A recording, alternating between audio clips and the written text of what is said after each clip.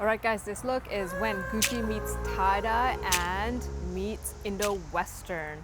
Check the mic and make sure it sound right, boys. Hey ladies, welcome back to my channel, Lifestyle Grub, where we talk about everything that has to do with life and vogue and being a balanced woman. In this first option, I'm showing you an Indo-Western look. So I have a tie-dye blouse and it's a smocked type blouse. I have black velvet pants and I've tied my multicolor shibori dupatta as kind of a sari drape. So check this look out, you guys. Absolutely amazing. The highlight of this outfit is the graphic handbag. Check it out. Option 2, I have my velvet flared pants with a yellow coat and my tie-dye smocked blouse.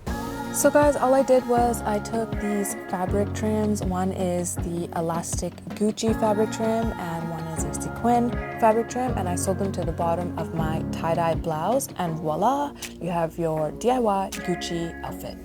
Make sure you like, share, and subscribe.